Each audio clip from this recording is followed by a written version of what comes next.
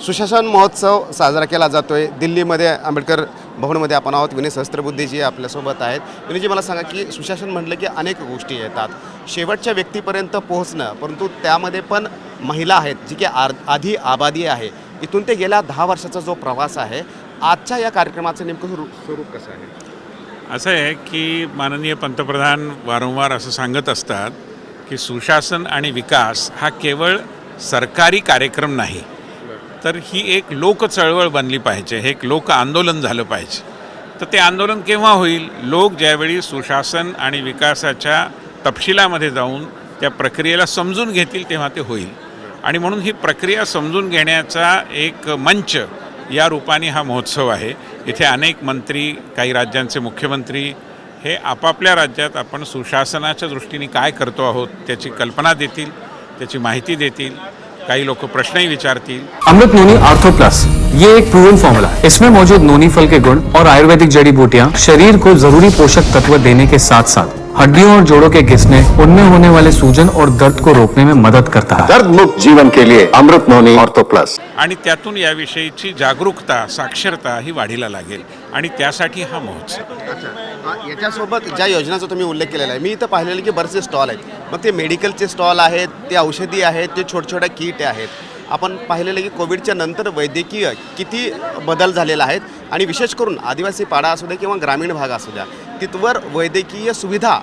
म्हणूनच हाच सगळ्यात महत्त्वाचा भाग आहे की प्रधानमंत्री मोदीजींच्या नेतृत्वाखाली गेल्या 10 वर्षामध्ये शेवटच्या व्यक्तीपर्यंत विकास पोचला आहे, ज्यामुळे अंत्योदय साध्य झाला आहे।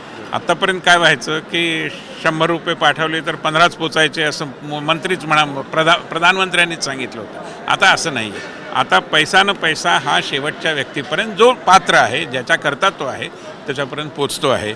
आणि त्यामुळे हे नेमकं कसं घडून आलं, याच्या मागची जी अंमलबजावणीची जी प्रक्रिया होती त्याच्यामध्ये काय असं वैशिष्ट्यपूर्ण घडलं की ज्यामुळे हे होतं आहे, हे तपशिलात समजावून सांगण्याचा हा एक प्रकारे उपक्रम आहे। अच्छा, तुम्ही एकीकडे असे सुशासन महोत्सव करताय, दुसरीकडे राहुल गांधी न्याय यात्रा काढतायत आणि बरेचसे प्रश्नसुद्धा ते उपस्थित करतायत। तर न्याय जो आहे तो कोणाला नेमका? असं आहे, सामाजिक न्याय या पद्धतीचा विषय आपल्या देशात पहिल्यांदा कोणी आणला असेल तर तो अटल बिहारी वाजपेयींनी आणला। पूर्वी ज्याला समाज कल्याण खातं म्हटलं जायचं ते आता सामाजिक न्याय खातं झालं आहे। आणि त्यामुळे न्यायाच्या संकल्पनेविषयी आम्हाला इतरांनी कोणी सांगण्याची गरज नाही।